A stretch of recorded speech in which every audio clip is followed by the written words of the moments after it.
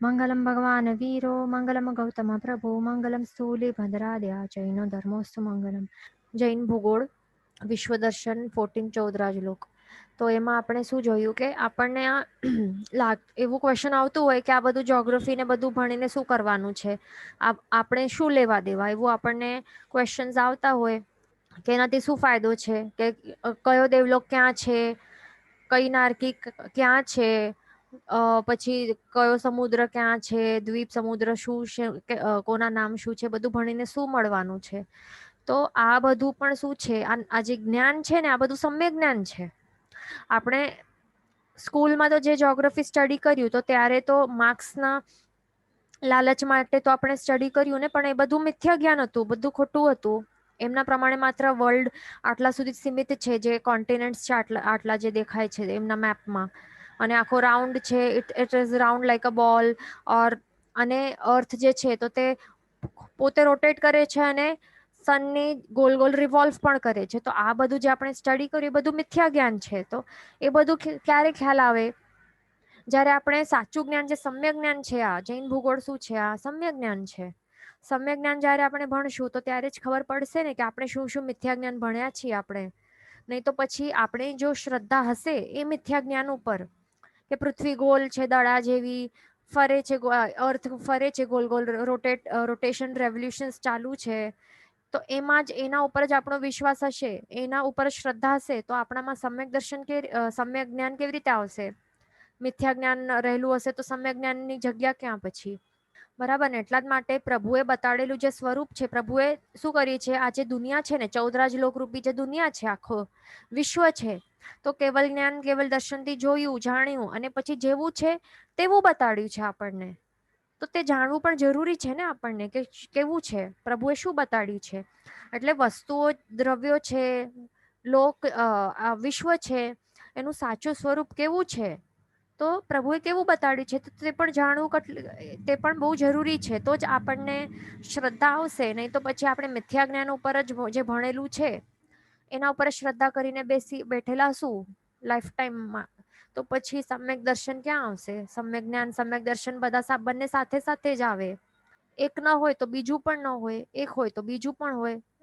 બીજું, આ જે આખો 14 લોક એ ભણ્યા બાદ શું ફાયદો થઈ શકે? આપણે જો ચિંતન કરવા બેસીએ ને, 12 ભાવનાઓમાં એક લોક સ્વભાવ નામની પણ ભાવના છે. એટલે આપણે, આપણો આત્મા જે છે તો તે ક્યાં ક્યાં ભટકીને આવ્યો છે. 14 લોકનો એક પણ ખૂણો ખાંચો એવો નથી કે જ્યાં આપણા જીવે જન્મ લીધું ન હોય. પોસિબિલિટીઝ રહેલી છે, બરાબર.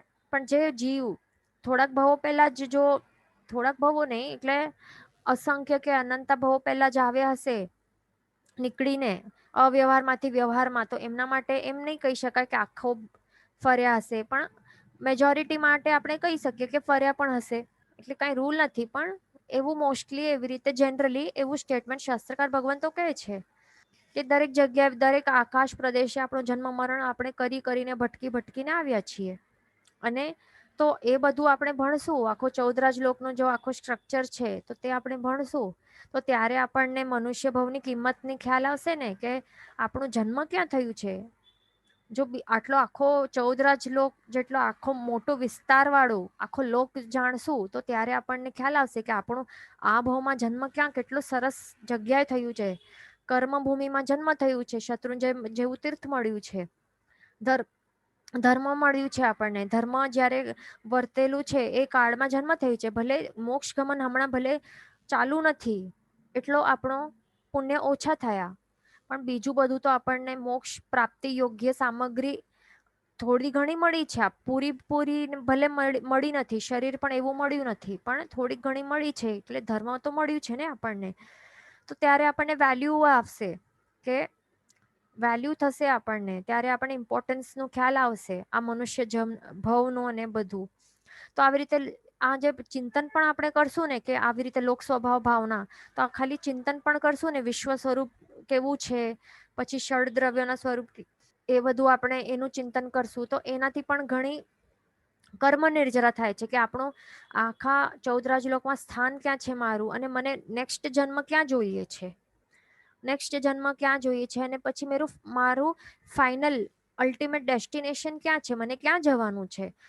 તો એ બધું આપણે ડિસાઈડ કરી શકીએ. જેવું ડિસિઝન કરશું, જેવી ઈચ્છા પછી રાખશું અંતરમાં, પછી ત્યાં આપણને ત્યાં એ તરફ આપણી ગતિ સ્ટાર્ટ થઈ જશે ને. બરાબર. એટલે માટે આપણને ભણવું જરૂરી છે. કેટલાકનું તો કેવા હોય, કેટલાક જીવોનું એવું ઈચ્છા રહેલી હોય કે સ્વર્ગના સુખો ભોગવવા હોય, તો એ પણ જોઈ લો ને કે સ્વર્ગ શું છે. ઘણાને લાગે સ્વર્ગ એટલે જ હેવન, એટલે જ ફાઇનલ થઈ ગયું, પણ એ ફાઇનલ ડેસ્ટિનેશન નથી આપણું સાચું કંઈ. સાચું તો સિદ્ધ ક્ષેત્ર છે ને, સિદ્ધ સ્વરૂપી આત્મા. આપણને એ આપણું ફાઇનલ ગોલ છે આપણું. ઘણા જણને અજ્ઞાની જીવોને લાગે કે સ્વર્ગમાં મળી ગયું જન્મ, એટલે કે સ્વર્ગ શું એ તો દેવલોક છે. તો દેવલોક કે સ્વર્ગ કે હેવન, તો એમાં થોડી આપણને જોઈતું હોય છે જન્મ. એ પણ સંસાર જ છે. તો આપણને ખ્યાલ આવશે બધું ભણીને. પછી કેટલાકને વિશ્વાસ પણ ન હોય કે નરક ક્યાં છે. કેટલાક શું કહે, જે પણ છે સ્વર્ગ અને નરક અહીંયા જ છે, મનુષ્ય લોકમાં જ છે, એવું જ કહેતા હોય ને. કેટલા આપણે સાંભળ્યું હશે અન્ય ધર્મીઓને બધું, જે નાસ્તિક વગેરે જેવા પણ હોય, તો એ લોકો કહેતા હોય જે સ્વર્ગ છે, જે નરક છે, તે બધું અહીંયા જ છે, એવું કહેતા હોય ને. આ જે આપણો લાસ્ટ જન્મ છે, જે પણ કરવું હોય કરી લો, એવું કહેતા હોય કેટલાક જણ. પણ આવું નથી. સાચે નરક છે, નરક એક્ઝિસ્ટ કરે છે, એનું અસ્તિત્વ રહેલું છે. સાચે સાત છે, એક પણ નહીં પણ સાત સાત છે. એની ભયંકરતા પણ એ ઉત્તરોત્તર વધતી જાય છે. દેવલોકમાં પણ સુખ, પૌદ્ગલિક સુખ એ ઉત્તરોત્તર વધતા જાય છે. તો બધું ભણવા મળે, પછી આ ત્રસનાડી શું છે બધું ખબર પડે. બરાબર. અહીંયા ક્વેશ્ચન છે કે વિચાર the first 3 base pi of ધર્મ ધ્યાન. તો ધર્મ ધ્યાન આપણે શું કહ્યું કે ધર્મ ધ્યાનનું જે ચોથો પાયો છે એનું નામ છે સંસ્થાન વિચય. સંસ્થાન વિચય એટલે શું? આજે વિચારણા કરવાની, આજે વિશ્વ છે એની વિચારણા કરવાની. તો તે ક્યારે પોસિબલ થઈ શકશે ધર્મ ધ્યાનમાં ઉતરવા માટે, આ ચોથા પાયામાં? તો જ્યારે આપણે લોકનું સ્વરૂપ આપણે જાણશું, તો જ આપણે આ ધર્મ ધ્યાનનો ચોથો પાયો, જેનું નામ છે સંસ્થાન વિચય, તો એ આપણે એવા ધર્મ ધ્યાનમાં આપણે ઉતરી શકશું. મન વચન કાયા એમાં સ્થિર કરી શકશું, અને એના દ્વારા કર્મ નિર્જરા થઈ શકશે. એ તો ચોથા પાયાની વાત છે. પણ પહેલા 3 છે ધર્મ ધ્યાનમાં. પહેલા 3 પણ પાયાઓ છે. પહેલું છે આજ્ઞા વિચય, બીજું છે અપાય વિચય, અને ત્રીજું છે આજ્ઞા, અપાય અને વિપાક વિચય. આજ્ઞા વિચય, અપાય વિચય અને વિપાક વિચય, અને ચોથું છે સંસ્થાન વિચય. બરાબર. તો એ બધું ના આપણને એના વિશે ડિટેલમાં આપણને જૈનોલોજીના આગળ જે છે ને બુક્સ, નેક્સ્ટ પાર્ટ્સ છે, તો એમાં બધું આપણને આવવાનું છે આગળ. ધર્મ ધ્યાન, પછી આ રૌદ્ર ધ્યાન, આર્ત ધ્યાન, એ બધું આવવાનું છે આગળ. શુક્લ ધ્યાન આવશે, બધું આવશે. બરાબર. તો હા, તો એ આપણે જોઈ લીધું કે આપણને એ ભણવું જરૂરી શા માટે છે અને આપણને શું લાભ થશે. બરાબર. તો એ પ્રમાણેની પછી ઈચ્છા રાખવી. કોઈ પણ ધાર્મિક ક્રિયા કરશું તો એ પ્રમાણેની પાછળ આપણને ઈચ્છા રાખવી અંતરમાં, કે મને આ સ્વર્ગ સુખ નહીં પણ ક્યાં સીધો મોક્ષ સુખની પ્રાપ્તિ મને જોઈએ છે. તો એ પછી એમાં હેલ્પફુલ થઈ શકશે. બરાબર. બીજું, આપણને જે આટલું આ બ્લાઇન્ડ ફેથ હોય છે ને વિજ્ઞાન ઉપર, સાયન્ટિસ્ટ ઉપર, તો એ પણ એ વિજ્ઞાન છે એની અધુરાશનો પણ આપણને ખ્યાલ આવે કે કેટલું હાફ નોલેજ વાળું છે. અને મોસ્ટલી એ કેવું હોય, એમના જે હાઇપોથેસિસ છે, તો એ પોતાના હોય ને, શું હોય, કલ્પનાઓ એના ઉપર બેસ્ડ હોય છે. હાઇપોથેસિસ કહેવાય કે શું કહેવાય, હાઇપોથેસિસ કહેવાય. તો એ શેના ઉપર બેઝ છે? પોતાની જે કલ્પનાઓ છે, તો એના ઉપર બેસ્ડ હોય છે.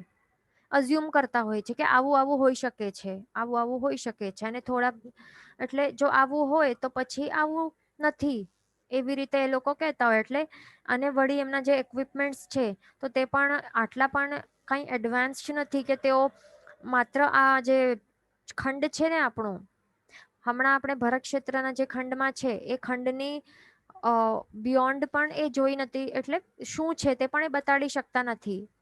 એટલે આટલા પણ એડવાન્સ્ડ એમના આ ઇક્વિપમેન્ટ્સ નથી. એમને બાકીનું બધું અંધારું દેખાય છે, એટલા માટે એમણે એવી રીતે અઝ્યુમ કરી દીધું. અને ફોટો પણ એવું બતાડે છે કે અર્થનું આવું રાઉન્ડ ફોટો છે, એવું બધું એમણે ક્રિએટ કર્યું છે. તો એ બધું કેવું ખોટું છે, તો આપણને ખ્યાલ આવે. અને બીજું, આપણને પછી એવી રીતે આપણને જો વિજ્ઞાનની અધુરસ સમજાશે તો પછી આપણને પ્રભુના કહેલા ઉપર જીન વચન ઉપર શ્રદ્ધા વધશે ને. અને મેન તો આપણને એ જ લાવવાનું છે, શ્રદ્ધા વધારવાની છે. પ્રભુ જીન વચન ઉપર શ્રદ્ધા એ કરવાની છે. એનું જ નામ તો છે સમ્યક દર્શન. એટલે આ જ છે, આ સમ્યક જ્ઞાન જો ભણશું ને, આ જ્યોગ્રાફી ભલે બોરિંગ લાગશે, કંટાળો આવશે, કેટલી વખત લાગશે કે શા માટે ભણી રહ્યા છીએ, શું કરવાનું છે, પણ એવું નથી. આ સમ્યક જ્ઞાન છે, જીન વચન છે, પ્રભુએ બતાડેલું છે. એટલા માટે એનું પણ અનાદર નહીં કરવાનું, એ ધ્યાન રાખવાનું. આ બધું જીન વચન છે, સમ્યક જ્ઞાન છે. ને સમ્યક જ્ઞાન હશે તો જ સમ્યક દર્શન આવશે, કારણ કે તો જ શ્રદ્ધા વધશે ને, એ ધ્યાન રાખવાનું. પછી હવે આપણે આગળ ચાલીએ. હા, તો આવી રીતે પછી આપણને શું થશે કે જે આ ચાર ગતિરૂપી સંસાર આપણને ખ્યાલ આવશે કે એ જીવો ક્યાં ક્યાં ભટકી રહ્યા છે. તો પછી આપણને પણ પછી કંટાળો આવી જશે આ આખો વિશ્વને જોઈને કે આટલું મોટું છે, ક્યાંક આપણું બીજે ક્યાંક સ્થાવર જીવ તરીકે જન્મ થઈ જશે, અથવા તો નિગોદમાં ચાલે જશું તો પછી થઈ ગયો, અનંતકાળ ત્યાં નીકળી જશે, દુઃખો વેઠવા પડશે. તો આવી રીતે પછી આપણને કંટાળો આવી જશે કે આટલા અનાદિકાળ સુધી તો ભમી જ રહ્યા છીએ, હજી અનંતકાળ હવે નથી ભટકવાનો મને, એટલે કંટાળો આવી જશે, નેચરલી ફિલિંગ આવી જશે. બરાબર. એટલે વૈરાગ્ય પછી આપણા વૈરાગ્ય નામનું જે ગુણ છે તો તે આપણા આત્મામાં પછી પ્રગટશે. બરાબર. તો પછી આપણે આગળ પછી સંસાર નું ત્યાગ કરીને સંયમ બધું એ આપણે પછી સ્વીકારી શકશું. સંયમ એટલા જ માટે હજી સુધી આપણે નથી સ્વીકારી શક્યા, કારણ કે ક્યાંક ને ક્યાંક અંતરમાં હજી આપણને આ સંસાર છે ને એના ઉપર હજી પણ આપણને રાગ રહેલું છે, પૌદ્ગલિક વસ્તુ ઉપર હજી પણ રાગ રહેલું છે ને. આપણને કંટાળો, સાચો કંટાળો હજી નથી આવ્યો આ સંસાર ઉપર. એટલે ભવ નિર્વેદ એ હજી સુધી આપણે પામ્યા નથી. ભવ નિર્વેદ આવશે ત્યારે જ આવશે ને વૈરાગ્ય, સાચો વૈરાગ્ય ત્યારે આવશે. હવે એવું પણ નથી કે જે વૈરાગ્ય થયું એટલે કે ભવ નિર્વેદ પણ આવી ગયું, આ એમાં કોઈ કનેક્શન નથી. સાચો વૈરાગ્ય આપણે જો કહીએ ને તો સાચો વૈરાગ્ય ક્યારે આવે, જ્યારે સાચે કંટાળો આવે, રિયલ કંટાળો આવી જાય ને. એ પણ શેનાથી? સુખથી કંટાળો આવી જાય. દુઃખથી તો બધાને કંટાળો આવવાનો એ તો બહુ ઈઝી છે, દુઃખ તો કોઈને નહીં ગમે. એટલે દુઃખ ગર્ભિત વૈરાગ્ય હોય તો તે કઈ સાચું વૈરાગ્ય ન હોય. જો સુખ ઉપર આપણને, જે પૌદ્ગલિક સુખ છે એના ઉપર આપણને કંટાળો આવ્યો અને એનાથી પછી આપણે મોટિવેટ થયા અને પછી આપણને વૈરાગ્યની ફિલિંગ આવી, તો તે સાચો વૈરાગ્ય કહેવાશે, તે સાચો ભવ નિર્વેદ કહેવાશે. એ ખાસ એક આ ડિફરન્સ સમજી લેવાનું. બરાબર. ઓકે. તો હવે આપણે આગળ ચાલીએ. પહેલું છે શું પોઈન્ટ છે, રાજની વ્યાખ્યા, તેનું માપ શું છે તે આપણે જોઈ લઈએ. રાજ એટલે શું હોય છે? તો એક મેઝરિંગ, એક આપણે જેમ કહીએ ને સેન્ટીમીટર, મીટર, પછી કિલોમીટર, એ બધું આપણે માઇલ્સ કહીએ, તો એવી રીતે રાજ કરીને એક એવું યુનિટ છે, ડિસ્ટન્સ મેઝરિંગ યુનિટ છે. બરાબર. જેવું સેન્ટીમીટર હોય ને એવું મીટર, સેન્ટીમીટર, કિલોમીટર એવું. તો હવે એનું માપ કેવી રીતે આપણને એસ્ટિમેટ કરવાનું છે, તો અહીંયા બતાડેલું છે કે કોઈ ખૂબ એકદમ શક્તિશાળી દેવતા હોય ને તો એ 1000 ભાર વજનનો ઘોડો હોય, તો 1000 ભાર વજન વાળો ઘોડો એટલે કેટલો? તો એક ભાર ઇઝ ઇક્વલ ટુ કેટલા મણ? 38127,970. 38127,970 મણ. તો ઇઝ ઇક્વલ ટુ એક ભાર. તો આ એક આ છે ફોર્મ, શું કહેવાય, કન્વર્ઝન યુનિટ છે, કન્વર્ઝનનો આ યુનિટ છે. બરાબર. તો એક ભાર ઇઝ ઇક્વલ ટુ આટલા મણ હોય, તો વિચારી લો કે 1000 ભાર વજનનો ઘોડાના કેટલા મણ હશે, તો મલ્ટીપ્લાય બાય 1000 કરી લેવાનું, તો આટલા બધા મણનો એ ઘોડો સમજી લેવાનું કે કેટલો મણ વજન વાળું હશે. અને મણનું વજન કેટલું? 40 કિલો હતું પહેલાના ટાઈમમાં, હમણાં 20 કિલોગ્રામ હોય છે એક મણ. ઇઝ ઇક્વલ ટુ પહેલા કેટલું હતું? 40 kg. એન્ડ હમણાંના ટાઈમમાં 1 મણ ઇઝ ઇક્વલ ટુ 20 kg એટલું હોય છે. તો એ કેલ્ક્યુલેટ કરી લેવાનું અને વિચારવાનું કે કેટલું ભારી હશે. બરાબર. તો આટલો ભારી વજન વાળો ઘોડો કોઈક દેવતા ફેંકે તો કેટલું ફોર્સથી ફેંકતો હશે, બળવાન એકદમ. એ પણ શું લખેલું છે? ખૂબ શક્તિશાળી દેવ. આવું લોખંડનું ભારે આવો ઘોડો જોરદાર ફેંકે ઉપરથી નીચે, તો પછી એ ઘોડો પણ કેટલું સ્પીડમાં નીચે પડતો જશે ને. કેટલું સ્પીડમાં નીચે પડી જશે. તો પડતો પડતો એને કેટલા દિવસો લાગશે. જ્યારે 6 મંથ સુધી એ કન્ટિન્યુઅસલી નીચે પડતો પડતો પડતો 6 મંથ્સ એને વ્યતીત થશે ને, તો વિચારો કેટલું લાંબુ ડિસ્ટન્સ હશે કે 6 મંથ સુધી હજી પણ એ ગ્રાઉન્ડને ટચ નથી કર્યું. એટલે વિચારો કે કેટલું અંતર એક રાજનું હશે. એટલે 6 મંથ સુધી નીચે આવતા ઘોડાને જેટલું એ ડિસ્ટન્સ એ કવર કરશે ને, તો દેટ ઇઝ ઇક્વલ ટુ એક રાજ. તો આવું એક રાજ, તો વિચારો 14 રાજલોક વાળું આખો ટોટલ હાઈટ નું આ વિશ્વ છે. એટલે કેટલું હશે, બરાબર. આ તો અપ્રોક્સિમેટ છે. જો રિયલ ફિગર હોય તો બતાડી દે, પણ આ અપ્રોક્સિમેટ છે ને, બરાબર. એટલે બહુ મોટું હોય છે વિશ્વ, એટલે એક રાજ પણ. તો આવી રીતે આ એક રાજની વ્યાખ્યા જે છે એનું માપ એ બધાને બાયહાર્ટ કરી લેવાનું, બરાબર. પછી લોકનો આકારનું પોઈન્ટ છે. તો સિમ્પલ વર્ડ્સમાં આપણે કહીએ ને, તો જો દીવો હોય ને આપણા ઘરમાં, તો દીવો એક દીવાને ઉલટો રાખવાનો અને બીજા દીવાને સીધો રાખવાનો આવી રીતે ઉપર. તો એક એવું 3D બને છે આકાર, અને વચમાં એક પાઇપ હોય એ દિવાલની વચમાં. તો આવું હોય છે આકાર. 3D માં આપણે આવી રીતે ઇમેજિન કરવાનું. જો ફોટોમાં આપણને દેખાય છે બુકમાં, તો એ 2D લાગે છે આપણને કે પટ્ટીની પટ્ટી છે, એવું નથી. પણ સાચે આ કેવું છે, તો જે ઢાંકણ વાળું જે દીવો હોય તો એના આકાર વાળું આ છે, બરાબર. અને વચમાં એક સિલિન્ડ્રિકલ પાઇપ હોય છે. તો આવી રીતે હોય છે. અને એની હાઈટ કેટલી છે, 14 રાજની છે. એટલા માટે એનું નામ જ એવી રીતે મૂકેલું છે, 14 રાજલોક, બરાબર. અથવા તો બીજું નામ પણ છે વૈશાખી સંસ્થાન. શું છે? વૈશાખી સંસ્થાન. એ પણ બાયહાર્ટ કરવાનું. અને એની પહોળાઈ અલગ અલગ ડિફર કરે છે, તો એ પણ આપણે આગળ જોશું. પછી એક યાદ રાખવાનું છે કે એક સંભૂતલા કરીને એક લેવલ હોય છે. જે સંભૂતલા એટલે જે સમાન ભૂમિનો જે તળિયો હોય, તો એને સમભૂતલા કહેવાય છે. અને એને સી લેવલ પણ આપણે કહી શકીએ. તો આખા 14 રાજલોકમાં આ સંભૂતલા ક્યાં છે, તો એ તિરછા લોકમાં ત્યાં છે. ત્યાં એક લાઈન છે, એટલે એક લેવલ છે. ભૂમિનો એક તળિયો છે, કે એક ગ્રાઉન્ડ લેવલ સમજી લેવાનું, તે છે, બરાબર. અને એને રત્નપ્રભા પૃથ્વી જે છે ને, જે પહેલી નરક છે, એનું નામ છે રત્નપ્રભા પૃથ્વી. તો એની એ છત પણ કહી શકાય છે આ સંભૂતલા. અહીંયા પહેલી નરક છે, તો એની જે છત છે, એટલે કે જે ઉપરનો ભાગ છે, તો એને સંભૂતલા કહેવાય છે. એ પણ કહી શકાય છે, તે ધ્યાન રાખવાનું. હવે આ જે સંભૂતલા છે, તો એના એકદમ સેન્ટરમાં મેરુ પર્વત આવે છે, બરાબર. આપણને અહીંયા દેખાય છે તે. અને બીજું એ પણ ધ્યાન રાખવાનું કે 4+4 એટલે ટોટલ 8 રૂચક પ્રદેશ પણ ત્યાં રહેલા હોય છે. સંભૂતલાની ત્યાં જ એકદમ સેન્ટરમાં 4 ઉપર અને 4 ઉપર અને 4 નીચે, આવી રીતે કેવી રીતે 4 અલગ અલગ દિશાઓમાં 4 પ્રદેશ ઉપર અને બીજા 4 પ્રદેશ નીચે, આવી રીતે 8 રૂચક પ્રદેશો ટોટલ તે રહેલા હોય છે. અને એમના કારણે દિશાઓની ગણતરી થઈ શકે છે કે ઈસ્ટ વેસ્ટ નોર્થ સાઉથ ક્યાં શું છે તે.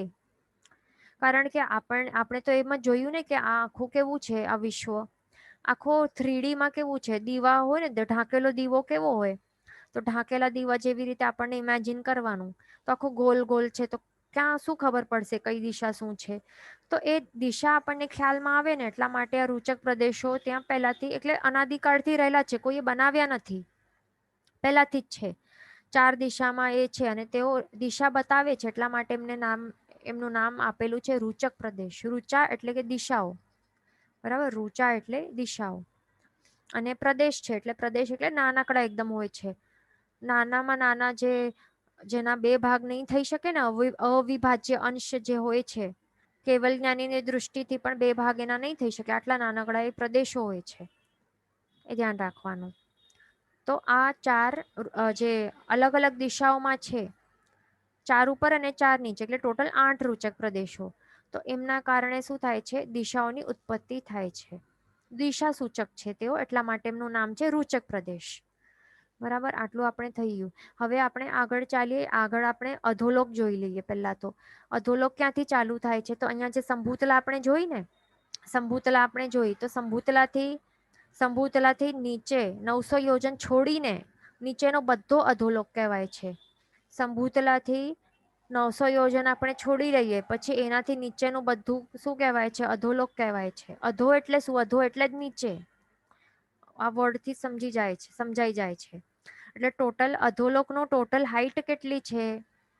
અધોલોકની ટોટલ હાઈટ છે 7 રાજમાંથી કેટલા? 9 યોજનને માઇનસ કરવાનું. એટલે 900 યોજન ન્યૂન એટલે કે માઇનસ 900 યોજન ન્યૂન 7 રાજ. એટલે 7 રાજમાં કેટલા? 900 યોજન ઓછા. બરાબર ને? એ યાદ રાખવાનું. એ એક્ઝામમાં આવી શકશે. અહીંયા ક્વેશ્ચન છે કે ઇઝ સંભૂતલા જસ્ટ બિલો અસંખ્ય દ્વીપ સમુદ્ર? તો આપણે શું કહ્યું? સંભૂતલા એટલે શું? સી લેવલ યાદ રાખવાનું. શું? ગ્રાઉન્ડ લેવલ યાદ રાખવાનું અથવા તો બેસ્ટ સી લેવલ યાદ રાખવાનું. એટલે સી લેવલ તો ઉપર હોય ને, એટલે બિલો નહીં હોઈ શકે. અસંખ્ય દ્વીપ સમુદ્રની નીચે નહીં, પણ ક્યાં? અહીંયા જો આપણે અહીંયા ક્લિયરલી ખબર પડી શકશે.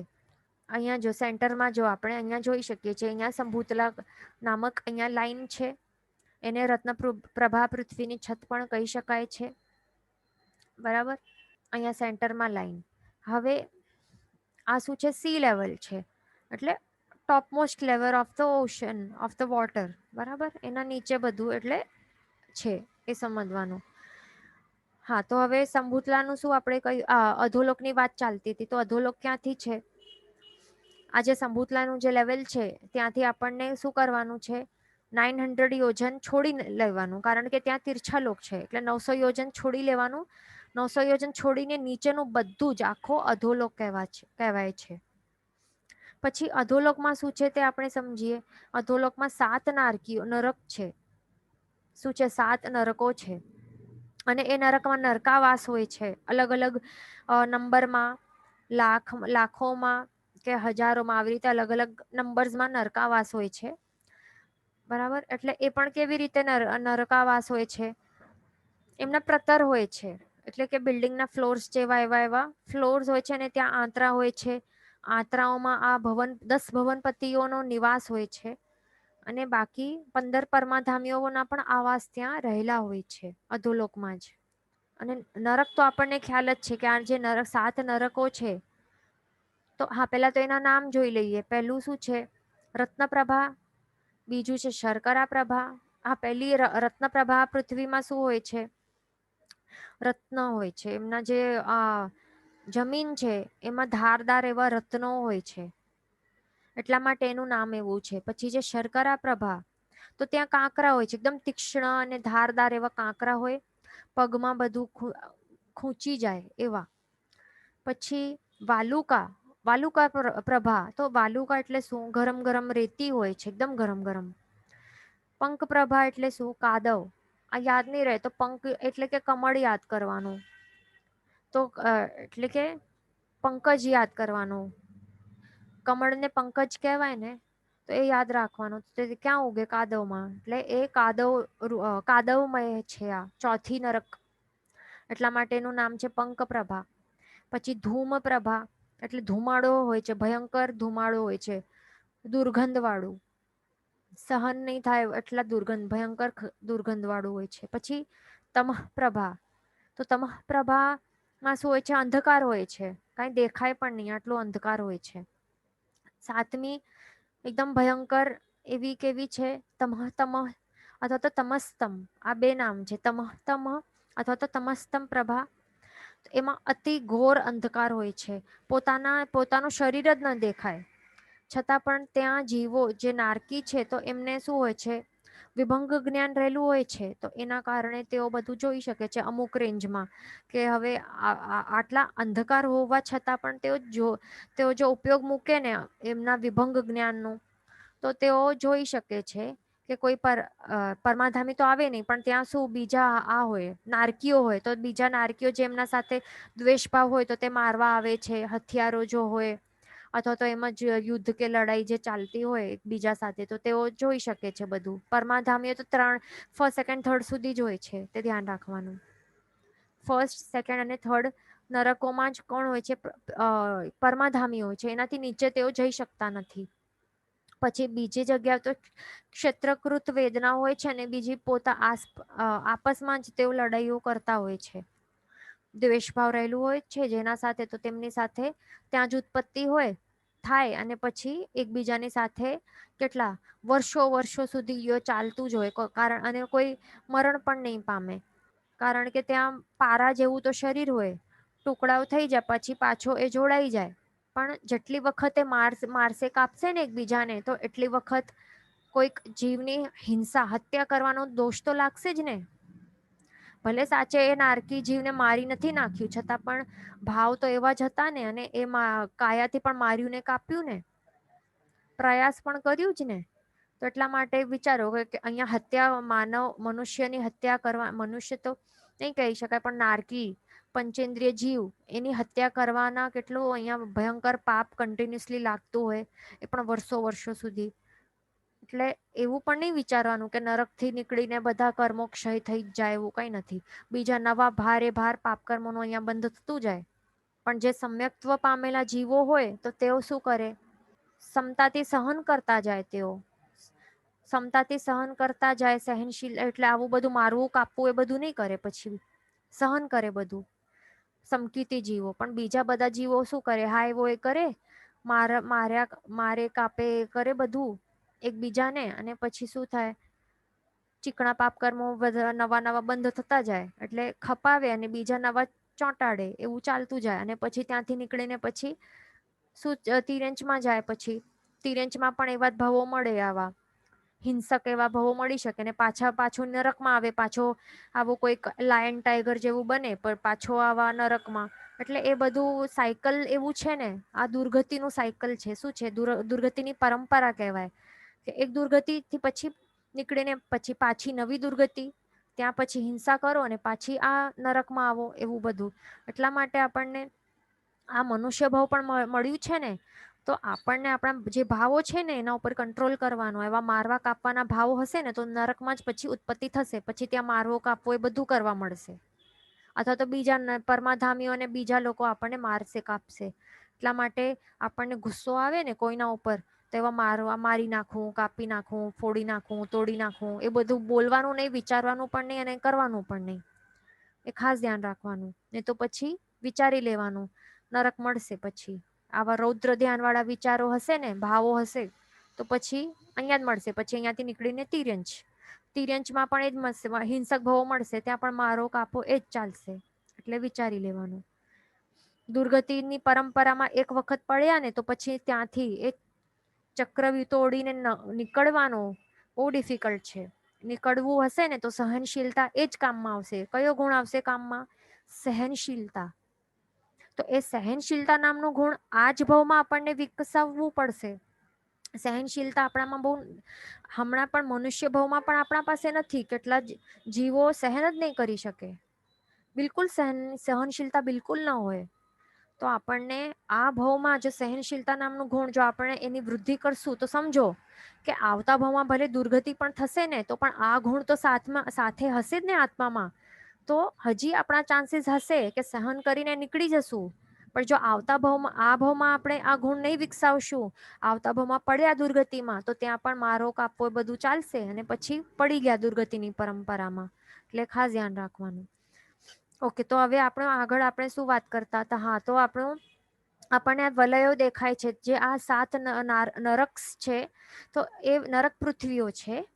હા, તો આ નરક પૃથ્વીઓ છે, તો એને કોણ સપોર્ટ કરે છે? 3 પ્રકારના વલય.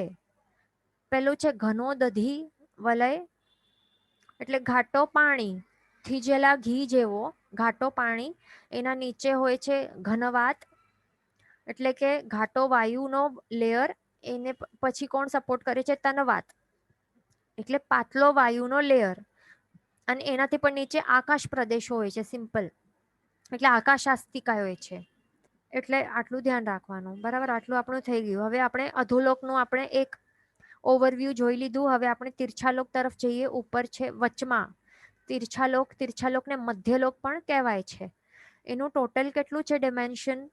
સંભૂતલા છે, સંભૂતલાથી ઉપર 900 યોજન અને સંભૂતલાથી નીચે 900 યોજન. એટલે ટોટલ કેટલું થાય? 900 + 900 = 1800. 1800 યોજનનું હાઈટ વાળું આ છે તીર્છાલોક, જ્યાં આપણે હમણાં છીએ. આપણી ઉત્પત્તિ અહીંયા આપણી રહેલી છે. અને એની પહોળાઈ કેટલી છે? 1 રાજ જેટલી તો પહોળાઈ છે.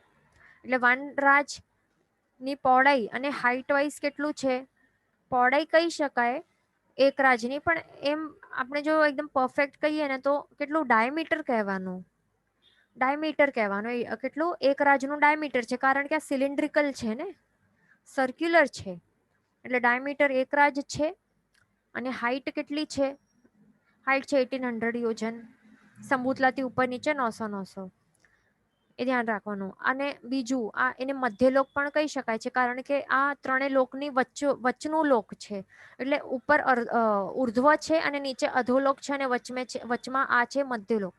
બીજું નામ છે તીર્છાલોક. તીર્છાલોક કેમ કહેવાય છે, કારણ કે આ જે તિર્યંચો રહેલા છે ને, અને તિર્યંચો તીર્છા ચાલતા હોય છે ને, કેવી રીતે ચાલતા હોય, તીર્છા ચાલતા હોય, એમની જે વર્ટિબ્રલ કોલમ છે એક તીર્છો હોય ને, આવું હોય છે હોરિઝોન્ટલ પોઝિશનમાં. અને આપણું વર્ટિબ્રલ કોલમ કેવી રીતે છે, સ્ટ્રેટ છે ને, પણ જે અહીંયા તીર્છા ચાલનારા એવા તિર્યંચો અહીંયા હોય છે. આટલા એક રાજ બાય 1800 યોજન જેટલો જે વિસ્તાર છે, તો એટલા માટે એને તીર્છાલોક પણ કહેવાય છે. બીજું આ તીર્છાલોકમાં બીજા કોણ કોણ છે, હા તો આ જે સંભૂતલા છે, તો સંભૂતલા ની ત્યાં કોણ શું છે, અસંખ્ય દ્વીપ સમુદ્રો છે. અહીંયા દ્વીપ સમુદ્રો અસંખ્ય પ્રમાણમાં રહેલા છે. કેટલા, અનંત નહીં કહેવાનું, પણ કેટલા અસંખ્ય, અનંત નથી પણ અસંખ્ય છે. એ પણ ઓલ્ટરનેટિવ છે. એકદમ સૌથી વચમાં છે જંબુદ્વીપ, પછી બહાર છે લવણ સમુદ્ર, તેનાથી બહાર છે ધાતકી ખંડ, એનાથી બહાર છે કાળોદધી સમુદ્ર, અને પછી શું છે અર્ધ પુષ્કરાવર્ત દ્વીપ. બરાબર, તો આટલું શું બને છે, એને અઢીદ્વીપ કહેવાય છે, અથવા તો મનુષ્ય લોક. તો એ મનુષ્ય આટલું જે અઢીદ્વીપ છે, એનાથી બહાર એક પણ મનુષ્યનું જન્મ કે મરણ થતું નથી. જઈ શકાય છે, લબ્ધિઓ હોય કે દેવતાની સહાયતા હોય તો જઈ શકાય છે, પણ એમ જન્મ કે મરણ નહીં થાય બહાર, અઢીદ્વીપથી બહાર. તે ખાસ ધ્યાન રાખવાનું. બરાબર, એનાથી બહાર અસંખ્ય દ્વીપ સમુદ્ર એવી જ રીતે ઓલ્ટરનેટિવલી રહેલા હોય છે, એ ધ્યાન રાખવાનું.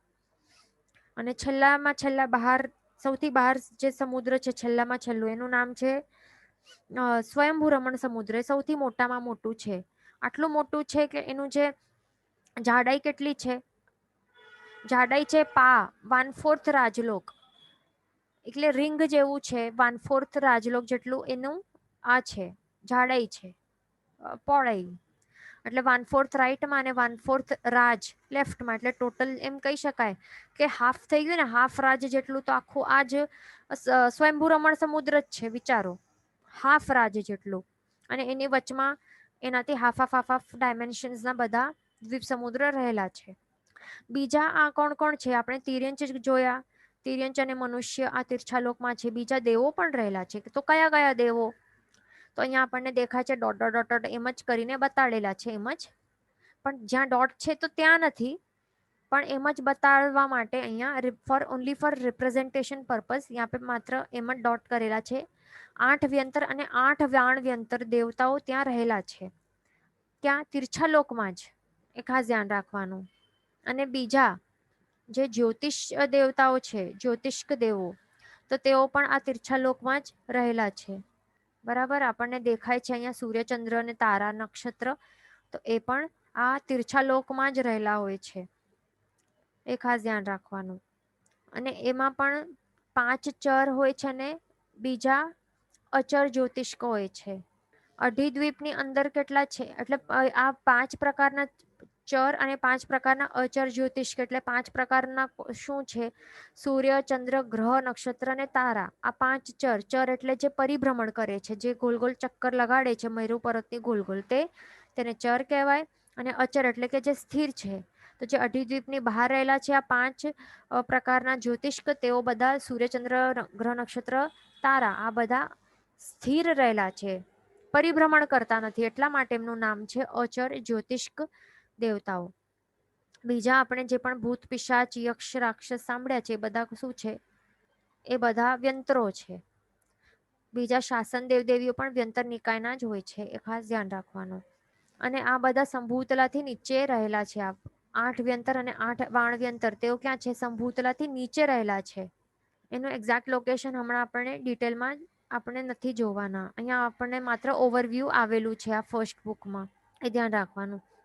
પછી આપણે આગળ જોઈએ. હા, બીજું એક ઇમ્પોર્ટન્ટ છે કે આ જે અઢી છે એનું ડાયમેન્શન કેટલું છે? એ છે 45 લાખ યોજન. એ યાદ રાખવાનું. કેટલું છે એનું ડાયામીટર? કેટલું છે અઢી દ્વીપનું?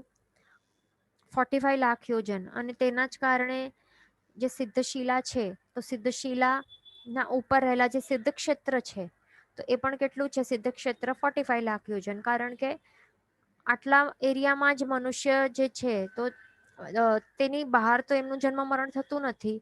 તો દેટ મીન્સ કે જો કોઈનું નિર્વાણ થાય, એટલે કે સિદ્ધ ગતિને પામે કોઈ મનુષ્ય અઢી દ્વીપમાંથી, તો તે ડાયરેક્ટલી ઉપર એનું આત્મા સ્થિર થઈ જશે સિદ્ધશિલાની ઉપર સિદ્ધ ક્ષેત્રમાં. તો દેટ ક્લિયરલી મીન્સ કે કેટલા વિસ્તારમાં બધા સિદ્ધ બનશે. એટલે આ સિદ્ધ ભગવંતો કેટલા વિસ્તારમાં રહેલા છે? એક સર્ક્યુલર એરિયામાં, જેનું ડાયમીટર છે 45 લાખ યોજન. એક સર્ક્યુલર એરિયામાં ત્યાં જ સ્થિર રહેલા છે. અને એ પણ ક્યાં? લોકાગ્ર ભાગે, સૌથી ઉપર. ત્યાં જ અટકી જાય છે. કેમ? કારણ કે હવે એનાથી બહાર આ જે એજ છે જે દેખાય છે, એનાથી બહાર હવે ધર્માસ્તિકા નામનું કોઈ દ્રવ્ય નથી. એટલા માટે ત્યાં સ્થિર થઈ જાય છે. એટલે કોઈ ગતિ સહાયક તત્વ રહેલું નથી બહાર.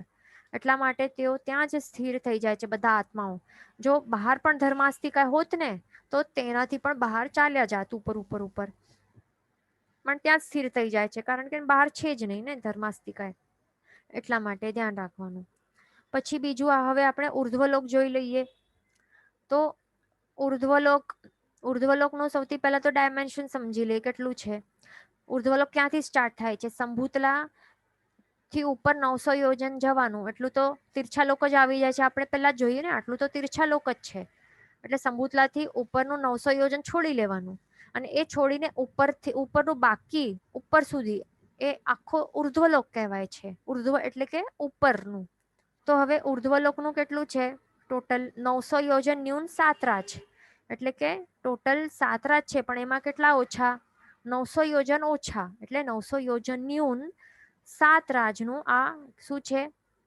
ઉર્ધ્વલોક છે. આ પણ યાદ રાખવાનું, એક્ઝામમાં આવી શકે છે. તો હવે આ ઉર્ધ્વલોકમાં શું આવે છે? ઘણું બધું આવે છે. પહેલા તો વૈમાનિક દેવલોક આવે છે બધા. કેટલા? 12 વૈમાનિક આવે છે. બરાબર. અહીંયા આપણને દેખાય છે કે કયા રાજ સુધી કયો દેવલોક આવે છે. તો 8મા રાજમાં જ પહેલો અને બીજો દેવલોક આવી જાય છે. બરાબર. અહીંયા ઘણા બધા આપણને ફોટોઝ દેખાશે ને 14 રાજલોકના, તો ત્યાં ઉપર નીચે બધું હશે. તો આપણને આ ક્લિયર જોઈ લેવાનું. અહીંયા આપણને આ ફોટો દેખાય છે, તો એ સારી રીતે અહીંયા સમજાય એના માટે અહીંયા ડ્રો કરેલું છે. તો અહીંયા એ નોટ કરવાનું છે કે કયા રાજમાં કયો દેવલોક આવે છે. તો 8મું છે, તો ત્યાં ફર્સ્ટ અને સેકન્ડ વૈમાનિક દેવલોક આવે છે. 9મા રાજની ત્યાં થર્ડ અને ફોર્થ આવે છે. 10માની ત્યાં, હવે આ ધ્યાન રાખવાનું, 10માની ત્યાં 5મું અને 6ઠ્ઠું દેવલોક આવે છે. અને બીજું આપણે જોઈ શકીએ છીએ કે અહીંયા પણ શું થાય છે? પહોળાઈ જો, અહીંયા વિશ્વની પહોળાઈ વધી ગઈ ને. કેટલી છે પહોળાઈ? 5 રાજની થઈ ગઈ છે અહીંયા પહોળાઈ. કેટલા બધા ફોટોઝમાં ને આ ગડબડ હોય છે. શું હોય છે? પહોળાઈમાં ઉપર નીચે બતાડતા હોય. જો અહીંયા આવી રીતે, 1 મિનિટ, હા, તો આવી રીતે અહીંયા આવું બતાડે, આવું બતાડે. તો અહીંયા જ્યાં ત્યાં આ પહોળાઈ પણ નહીં થાય ને. ક્યાં થાય આ પહોળાઈ? ક્યાં હોવી જોઈએ? 10મા રાજની ત્યાં જ 5 રાજની પહોળાઈ હોવી જોઈએ, અને એ પણ 5મા ને 6ઠ્ઠો દેવલોક જ્યાં છે, તો ત્યાં છે. એટલે આપણે ક્યારે પણ ડ્રો કરીને આ બાયહાર્ટ કરી લેવાનું. ઘરમાં બુકમાં એવી રીતે આખો મોટો એક પેજ લેવાનું અને અહીંયા પ્રોપર એકદમ પરફેક્ટ ડ્રો કરી લેવાનું. તો આપણને મિસ્ટેક નહીં થાય. એટલે એ ધ્યાન રાખવાનું. પછી છે 11મું રાજ. તો ત્યાં શું આવે છે? 7મું 8મું દેવલોક આવે છે વૈમાનિક. 12મા રાજની ત્યાં 9, 10, 11, 12 4 દેવલોક આવે છે વૈમાનિક. પછી 13th રાજમાં શું આવે છે? 13th રાજમાં 9 ગ્રેવ્યક દેવલોકો આવે છે. પછી 14મા રાજમાં, એટલે સૌથી લાસ્ટ છેલ્લું જે એરિયા છે, તો ત્યાં 5 અનુત્તર દેવીમાન આવે છે. કેટલાક ફોટોઝમાં આપ જોઈ શકશો કે કેવી રીતે હશે, ગડબડ હશે થોડુંક. એટલે કેવું હોઈ શકે છે કે અહીંયા આટલા 14 રાજમાં જ એ બતાડશે, 14 રાજલોકને એરિયામાં જ આટલું આવશે, તો એ નથી. બરાબર. 14 રાજલોકમાં શું બતાડશે કે 9 ગ્રહ એક અને 5 અનુત્તર બધું આવી ગયું આટલા નાનકડામાં. તો એ મિસ્ટેક છે, એ ધ્યાન રાખવાનું. આપણને ક્લિયરલી યાદ રાખવાનું કે 13th રાજમાં 9 ગ્રહ એક આવે છે અને 14thમાં માત્ર શું આવે છે, 5 અનુત્તર આવે છે. પ્લસ બીજું સૌથી ઇમ્પોર્ટન્ટ, અહીંયા સિદ્ધ શિલા આવે છે. સિદ્ધ શિલા ઉપર સિદ્ધ ક્ષેત્ર આવે છે. એટલે સિદ્ધ ક્ષેત્ર એટલે શું, કે જ્યાં અનંત સિદ્ધ ભગવંતો સ્થિર રહેલા છે. એટલે એ આવી રીતે પરફેક્ટ પિક્ચર ડ્રો કરવાનું બુકમાં, પોતપોતાની બુકમાં, અને યાદ રાખવાનું. અહીંયા ક્વેશ્ચન છે કે can you please explain size of Siddhlok. તો આપણે જો ટોપ વ્યૂ જોશું ને સિદ્ધલોકનો, સિદ્ધલોક એટલે શું, જ્યાં તો આવું હશે, જો આવું ટોપ વ્યૂ આવું છે. અને એનું જે ડાયામીટર છે એ કેટલું છે, 45 લાખ યોજન. બરાબર. આ ટોપ વ્યૂ છે. આજે અહીંયા આપણે લાઈન બનાવીએ આવી રીતે એક લાઈન. આ સિદ્ધ શિલા છે, એના ઉપર એક લાઈન બનાવીએ તો એ શું છે, આ જ છે. પણ ઉપરથી આપણે જોશું તો આવો આખો છે, સર્ક્યુલર છે આ. કારણ કે આપણું જે અઢીદ્વીપ છે એ પણ આવું જ છે ને. આખા અઢીદ્વીપમાંથી ઉપર જઈને જ્યારે નિર્વાણ, એમાંથી કોઈ પણ જીવ નિર્વાણ પામશે તો એ સિદ્ધ ગતિને પામશે, ઉપર સ્થિર થઈ જશે. તો આ જે આટલો સેમ વિસ્તાર એ આવશે ને, આટલું જ કવર કરશે ને.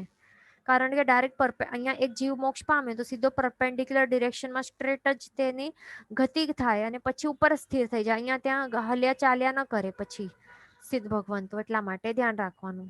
ઓકે, તો આપણે આટલું જોઈ લીધું. હવે હા, ઉર્ધ્વલોક આપણે જોઈ લીધું. ઉર્ધ્વલોકમાં હા, પછી એમાં બીજું શું, કિલ્બિષિક દેવોનું આપણે જોઈ લઈએ. ત્રણ કિલ્બિષિક દેવો હોય છે. તો તે ક્યાં ક્યાં, જે પહેલો અને બીજો દેવલોક છે વૈમાનિક, એની નીચે પહેલું કિલ્બિષિક આવે છે. જો આપણે ઝૂમ કરીએ થોડું દેખાશે. જો K1 K2 લખેલું છે ને, આ ડોટ, બ્લેક ડોટ ડોટ, એ પહેલો કિલ્બિષિક છે. પછી ત્રીજો ચોથા દેવલોકની નીચે બીજો કિલ્બિષિક આવશે. એ પણ સ્પેસિફિકલી થર્ડની નીચે છે. પછી ત્રીજો કિલ્બિષિક ક્યાં આવશે, છઠ્ઠા દેવલોકની નીચે. પછી નવલોકાંતિક ક્યાં આવે છે, જો પાંચમું દેવલોક છે ને એની બાજુમાં આ નવલોકાંતિક આવશે દેવો. નવલોકાંતિક દેવો યાદ છે ને કોણ છે, કે જેઓ વિનંતી કરવા પ્રભુ પાસે આવે છે કે દીક્ષા સ્વીકારવા માટે આવી રીતે 1 યર પહેલા આવે છે ને, તો આ જ છે આ નવલોકાંતિક દેવો. તો તેઓ પધારે છે ત્યાં પ્રભુને ત્યાં. પછી આટલા આપણે જોઈ લીધા 3 કિલ્બિષિક ક્યાં છે એ ધ્યાન રાખવાનું. અને નવલોકાંતિકની પણ ક્યાં છે, એનું જગ્યા ક્યાં છે એ પણ યાદ રાખવાનું. અહીંયા ક્વેશ્ચન છે કે વોટ ઇઝ 5 ચર એન્ડ અચર. તો 5 ચર એટલે શું, જે પરિભ્રમણ કરતા હોય એ ચર. એ વર્ડ, ચર વર્ડનું મિનિંગ થાય છે કે જે પરિભ્રમણ કરે છે. અને અચર એટલે શું, કે જે સ્થિર છે, જેનું પરિભ્રમણ નથી ચાલુ, એને અચર કહેવાય. બરાબર. તો એ કોના ભેદ છે, જ્યોતિષ્ક દેવોના ભેદ છે. 5 ચર અને 5 અચર દેવ વિમાનો. તો 5 ચર એટલે સૂર્યચંદ્ર ગ્રહ નક્ષત્ર તારા, એ 5 ચર છે, એ અઢીદ્વીપમાં છે. અને અઢીદ્વીપથી બહારના જેટલા પણ છે અસંખ્ય, જે પણ સૂર્યચંદ્ર ગ્રહ નક્ષત્ર તારા, તેઓ બધા કેવા છે, સ્થિર છે. એટલે જ્યાં છે ત્યાં જ છે. એટલે ત્યાં કંઈ મેરુ પર્વતની ગોલ ગોલ પરિભ્રમણ નથી કરતા. એટલે જ્યાં દિવસ છે ત્યાં દિવસ જ રહેશે, રાત્રિ છે ત્યાં રાત્રિ જ રહેશે.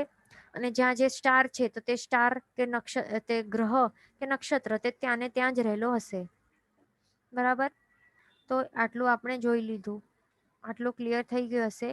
હવે આપણે આગળ ચાલીએ. આજે આખો 14 રાજલોક છે, તો એમાં જે પણ પંચેન્દ્રિય તિર્યંચ હોય ને, તો તેઓ જો આવી રીતે કર્મ નિર્જરા વગેરે કરે કે દેશવીરતી સ્વીકારે ને, કોણ, પંચેન્દ્રિય તિર્યંચ. કોના જેવા, એક્ઝામ્પલ ચંડકૌશિક સર્પ જેવા. તો એણે શું એન્ડમાં દેશવીરતી સ્વીકારી હતી ને, પ્રભુના એણે ઉપદેશ ગ્રહણ કર્યું હતું. પછી એણે શું કરી હતી, દેશવીરતી ધર્મ સ્વીકાર્યું હતું. એટલે શું, અનશન કર્યું હતું ને. તો એના કારણે આવા જે પંચેન્દ્રિય તિર્યંચ હોય એના જેવા, ચંડકૌશિક સર્પ જેવા, તેઓ ક્યાં સુધી જઈ શકે, 8મા દેવલોક સુધી જઈ શકે, એનાથી ઉપર નહીં. પછી શ્રાવકો હોય જે ઉત્કૃષ્ટ આરાધના કરે, ઉત્કૃષ્ટ આરાધના, તો તેઓ ક્યાં સુધી જઈ શકે? 12મા દેવલોક સુધી જઈ શકે છે. ઉત્કૃષ્ટ આરાધના કરનારા એનાથી નીચેના બીજા દેવલોકોમાં પણ એમનું ઉત્પત્તિ થઈ શકે છે. એટલે અહીંયા આટલું પ્રભાવ હોય છે વ્રત નિયમ તપ ત્યાગનું, તો તે જાણવું. પછી કોઈક અભવી હોય પણ ઉત્કૃષ્ટ ચારિત્ર પાલન કરતા હોય માત્ર દ્રવ્યથી, ભાવથી નહીં.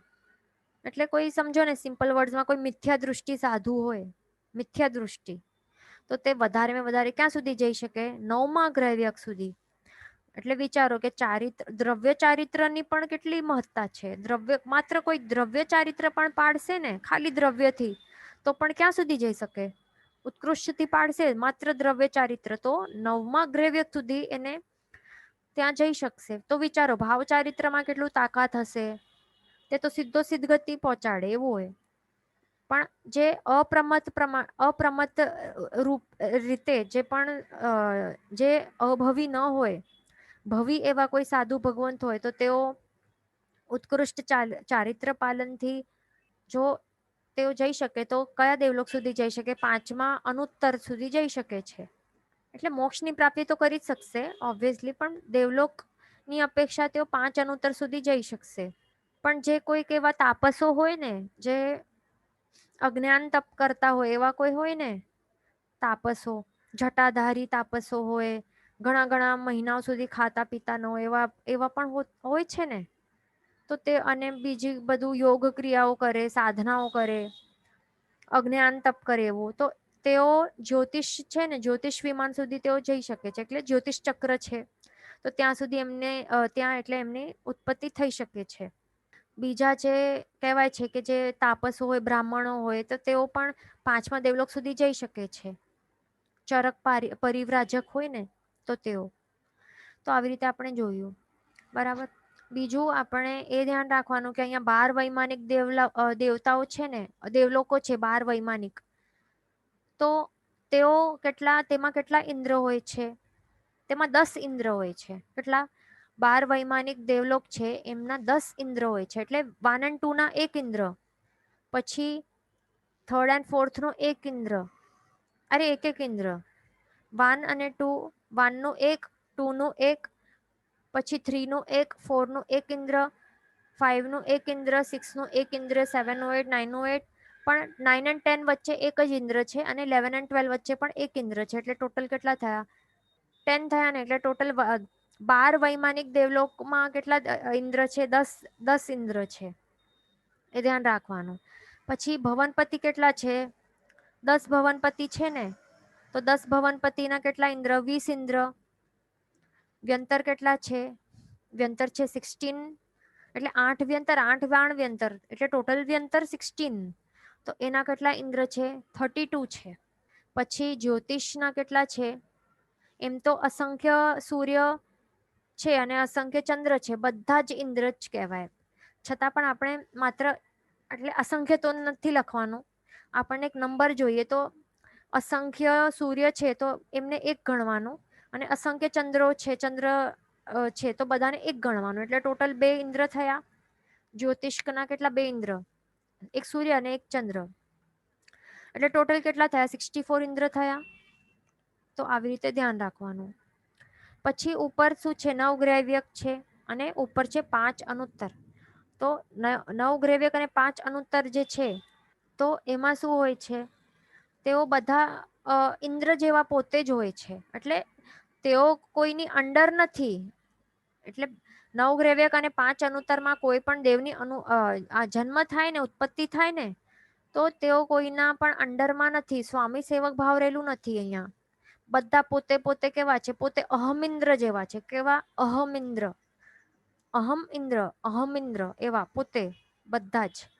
એટલે કોઈ ત્યાં ઊંચ નીચ એવું કઈ શું કહેવાય ડિસ્ક્રિમિનેશન નથી. બધા એક જ લેવલ છે, એક જ પદે બિરાજમાન છે. ત્યાં કોઈ સ્વામી સેવક ભાવ નથી. કોઈને ત્યાં જઈને કોઈની પાસે રિપોર્ટ કરવા જેવું નથી. કોઈ કોઈને આજ્ઞા આપતો નથી, એવું છે ત્યાં. એ ધ્યાન રાખવાનું. એમને કલ્પાતીત દેવો કહેવાય. એટલે કલ્પ નથી, કલ્પના જે પાલન કરવું પડે છે, તો એમના માટે કઈ એવું રૂલ નથી કે કલ્પના પાલન કરવા પડે, આચારોનું પાલન કરવું પડે. એટલે તેઓ શું કરે, ત્યાં જ રહેતા હોય અને આત્મચિંતન, જે પણ સમ્યક દ્રષ્ટિ જે દેવો હોય તો તેઓ આત્મચિંતનમાં મસ્ત હોય છે અને પૌદ્ગલિક સુખ તો અતિશય હોય છે. અને બીજું, તેઓ સમવસરણમાં તેઓ દેશના સાંભળવા ન જાય, પ્રભુ દેશના સાંભળવા ન જાય અને કલ્યાણકની ઉજવણી પણ કરવા નહીં જાય. આ કોણ? 5 અનુત્તર અને 9 ગ્રેવકની વાત છે. બરાબર, એ ખાસ ધ્યાન રાખવાનું. બીજું એ પણ ધ્યાન રાખવાનું કે જે દેવીઓ છે તો દેવીઓ 8મા દેવલોક સુધી જઈ શકે છે, પણ ઉત્પત્તિ એમની ક્યાં સુધી છે? બીજો વૈમાનિક છે ને, બીજા વૈમાનિક સુધી જ દેવીઓની ઉત્પત્તિ થાય છે, પણ જવાનું હોય તો 8મા સુધી જઈ શકે છે, અથવા તો કોઈ લઈ જાય અથવા તો પોતે જાય, જઈ શકે છે, એવું પોસિબિલિટી છે. બીજું આપણને પણ ધ્યાન રાખવાનું કે આ જે પૌદ્ગલિક સુખ જ આપનારા છે આ દેવલોક, આ કંઈ આપણને માંગવા જેવા નથી, એવી ઈચ્છા રાખવી પણ ન જોઈએ. કારણ કે અહીંયા કંઈ એવું લાગતું હોય કે દેવલોક છે, દેવ બનશું, શક્તિ મળશે, એવું કંઈ નથી. આપણા પુણ્ય ઉપર છે. જો આપણા પુણ્ય એવા હલકા હશે ને તો હલકો પોસ્ટ મળશે. કોઈક એવું અપ્સરા બની જશું તો નાચવું પડશે દેવતાઓની સમક્ષ. બરાબર, એટલે એવું આપણને ભાવ નથી જોતું ને, એટલા માટે દૈવી સુખ ક્યારે એની માંગણી કે ઈચ્છા રાખવી ના જોઈએ, એ ખાસ ધ્યાન રાખવાનું. નહીં તો ઢોલક વગાડનારા દેવતાઓ બની જશું કે નાચનારી અપ્સરાઓ બની જશું તો થઈ ગયું ત્યાં જ આપણું. મન ન હશે તો પણ નાચવું પડશે કન્ટિન્યુઅસ. એવી કઈ વાત નથી કે થાકી જશું, ત્યાં તો બળ હોય ને, પણ મેન શું છે, પછી ઈચ્છા ન હશે તો પણ આવા કાર્યો કરવા પડશે, કારણ કે ત્યાં સ્વામી સેવક ભાવ હશે ને. હમણાં આપણું કેવું છે, અહીંયા ડેમોક્રેસી છે ને, હમણાં એમ તો છે ગવર્મેન્ટ આપણા ઉપર, પણ અહીંયા કઈ આવું નથી, ડિક્ટેટરશીપ નથી ને. આપણે અહીંયા ઇન્ડિયામાં છે ડિક્ટેટરશીપ, ચાઇના જેવું નથી, પણ અહીંયા હશે ડિક્ટેટરશીપ છે. અહીંયા ઇન્દ્રો છે ને, બેઠા છે ઇન્દ્ર, તો એમની આજ્ઞાનું પાલન કરવું જ પડશે. ત્યાં કઈ ડેમોક્રેસી કઈ થવાની નથી ત્યાં દેવલોકોમાં. ત્યાં ઉચ્ચ નીચ બધું હશે, ક્ષુદ્ર દેવો પણ હશે. જો આપણું કિલ્બિશિકમાં આપણે બની ગયા ભંગી જેવા દેવો છે તો પછી બધા કચરાઓ સાફ કરવાના, પણ કચરામાં પણ ત્યાં શું હોય? રત્નો હોય. એટલે આવા કામ, પછી કોઈક દેવતાને બીજા દેવતાઓનું વિમાન બનવું પડશે, વાહન બનવું પડે. એટલે આવા અલગ અલગ પ્રકારના એવા હાથી જેવા રૂપ લઈને પછી બેસવાનું અને લઈ જવાનું, એ જ્યાં જ્યાં ઓર્ડર છોડે કે હવે મને ત્યાં લઈ જા, જ્યાં જ્યાં ઈચ્છા હોય તો ત્યાં લઈને જવાનું આખા લાઈફ ટાઈમ સુધી. તો આવું બધું આપણને બનવું હોય તો પછી આ દેવતા સુખની, સ્વર્ગની ઈચ્છા રાખવાની. આપવું બધું જો જોઈતું હોય ને તો ડિક્ટેટરશીપ હશે ત્યાં, ખાસ ધ્યાન રાખવાનું. બીજું, જે પોસ્ટ હશે ને તો તે જ પોસ્ટ ઉપર ચીપક્યા રહેવાનું. કંઈ પણ ત્યાં પગાર મળશે નહીં, વિના પગારે કામ કરવું પડશે બધું, એ પણ ધ્યાન રાખવાનું. અહીંયા તો એટલીસ્ટ પગાર મળી જાય છે મનુષ્ય ભાવમાં, મહેનતાણું મળી જાય, પણ ત્યાં પ્રમોશન નહીં અને ન તો કોઈ એટલે કંઈ મળશે નહીં. ત્યાં સેવાઓ કરવાની, ત્યાં સેવકો સમજી લેવાનું. ત્યાં શું સ્વામી સેવક હોય ને, ડિક્ટેટરશીપ છે, ત્યાં રૂલ છે ઇન્દ્ર મહારાજાનું, એટલે ધ્યાન રાખવાનું. અને અહીંયા પણ જેવી રીતે લેડીઝને બધી છૂટ મળી છે તો ત્યાં પણ નહીં હોય દેવીઓને. એટલે આવું બધું હોય ભેદભાવ. એટલે શું કહેવાય, સ્વામી એટલે જેવું પોસ્ટ હોય, જેવા જેને હોય તો તેવું એ કરવું પડે, એવું બધું હોય. એટલે ત્યાં પણ કઈ એવું ફ્રીડમ કે કઈ એવું સાચું સુખ કઈ નથી. બધું આપણને એવું હાઈપ લાગતું હોય કે હા દેવલોક છે, સ્વર્ગ છે, આ બધું હાઈપ ક્રિએટ કરેલું છે. બરાબર, એટલા માટે એવું કઈ નથી. આ કઈ ઈચ્છનીય બિલકુલ નથી આ દેવલોક. ત્યાં જઈને મેન્ટલ પ્રેશર આવશે, ટેન્શન આવશે, અહીંયાથી વધારે તો ત્યાં આવશે મનુષ્ય લોકમાં. અહીંયા તો કઈ નથી. ત્યાં તો આટલા મોટા મોટા હોય ને આયુષ્ય, તો ત્યાં કંટાળી જવાય પછી આવા ટેન્શનો લઈ લઈને. જેલસી હોય, પછી બળતરાવ થાય, કોઈકની દેવી કોઈક લઈ જાય, આ બધું બધું થતું હોય. એટલે બિલકુલ પણ ઈચ્છનીય નથી આ ગતિ. અને ત્યાંથી કરીને મોસ્ટલી પછી શું થાય, જે રંગરાગમાં રાચ્યા માચ્યા પડ્યા રહે ને દેવતાઓ કે દેવીઓ, તો ત્યાં પછી મોસ્ટલી એકેન્દ્રિયપણામાં જન્મ થાય એમનો. અપકાયમાં જાય, વનસ્પતિમાં જાય, પૃથ્વી કાયમાં જાય, 3 પ્રકારના કાયોમાં સીધા એકેન્દ્રિયમાં ચાલ્યા જાય. પછી ત્યાં પડ્યું રહેવાનું એકેન્દ્રિયમાં, જન્મ મરણ ચાલુ. એટલે બિલકુલ પણ ઈચ્છનીય નથી આ, એ ખાસ ધ્યાન રાખવાનું. બરાબર. અને એમ જ કહેવાય છે કે પહેલો બીજો વૈમાનિક વાળા છે ને મેક્સિમમ મેજોરિટી ઓફ દેવતાઓ, તો ત્યાં મોસ્ટલી એમની ઉત્પત્તિ એકેન્દ્રિયમાં જ થાય છે. મોસ્ટલી મેજોરિટી વિચારો, એટલે એવું કહેલું છે સામાન્યથી. એટલે આપણું એવું આપણું પુણ્ય તો આટલું આપણે બાંધી શકવાના નથી કે બહુ વધારે. હા, અને એક ક્વેશ્ચન અહીંયા છે, in this era till where till where can we go? તો જો દેવલોકમાં જો ઉત્કૃષ્ટ એવું આપણે શ્રાવકપણું કરશું ને, આચરણ હશે ને આપણું, તો પછી 4th વૈમાનિક સુધી જઈ શકાય. અને જો બહુ જ વધારેમાં વધારે વર્સ્ટ પાપો કરશું તો 2nd નરક સુધી જઈ શકાય. એ ધ્યાન રાખવાનું. અહીંયા ક્વેશ્ચન છે કે ઇઝ જીવ હુ ગોઝ ટુ 5 અનુતર ઇઝ એકાવતારી? તો 5 નું એવું નથી, પણ જે સર્વાર્થ સિદ્ધ છે એના માટે આ રૂલ છે. જે 5 અનુત્તરમાં જે વચમાં રહેલું છે ને, એવું સર્વાર્થ સિદ્ધ નામનું જે અનુત્તર છે, તો એમાં જે જન્મ ઉત્પત્તિ જેની થાય છે, તો તેઓ એકાવતારી હોય છે. એટલે ત્યાંથી નીકળીને મનુષ્યપણું પ્રાપ્ત કરે અને પછી તેનું પછી ડાયરેક્ટ સિદ્ધગતિ થાય એવા આત્માઓ હોય છે સર્વાર્થ સિદ્ધમાં.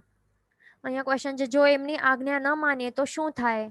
તો એ તો માનવી જ પડે. અહીંયા છે ને, આપણે અહીંયા ઇન્ડિયામાં ડેમોક્રેસી, બધા નીકળી જાય, આ બધા બેનરો લઈને પ્રોટેસ્ટ કરે, ભૂખ હડતાલ કરે, તો ત્યાં આવું બધું કરીને કંઈ થવાનું નથી. ત્યાં એ તો સાંભળવું જ પડે. જેવી રીતે ઇન્દ્ર કહે, જે પણ એમાં પણ બળ હોય ને, તો એકદમ શક્તિશાળી ઇન્દ્ર હોય, તો જે એકદમ શક્તિશાળી હોય તો તે પોતાની રીતે ઇન્દ્ર જેવી રીતે ઓર્ડર્સ છોડે તો એ કરવું જ પડે. એવું હોય ને તો એ કાઢી નાખે, પછી ત્યાંથી સભામાંથી કાઢી નાખે, તિરસ્કાર કરે બધાને, પછી ત્યાંથી જ કાઢી નાખે, પછી અહીંયા ત્યાં ભટકવું પડે પછી જંગલોમાં. બરાબર. સંગમદેવનું તો ખબર ખ્યાલ છે ને, સંગમદેવને આવી રીતે હકાલપટ્ટી કરી હતી એની, પછી એને ભટકવું પડ્યું હતું. હમણાં પણ ભટકે છે. એટલે એવું ન હોય, એ બધું પાલન કરવું પડે. અહીંયાની ડેમોક્રેસી જેવું કાંઈ નથી. ત્યાં શું છે, ઓટોક્રેસી શું કહેવાય, લગભગ એ જ કહેવાય. એટલે ડિક્ટેટરશિપ છે ત્યાં.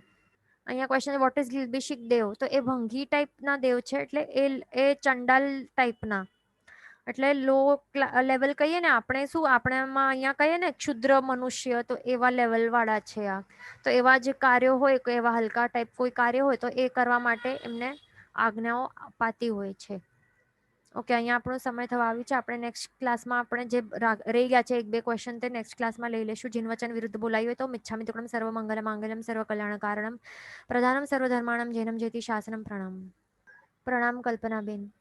हाँ, प्रणाम राजुल बेन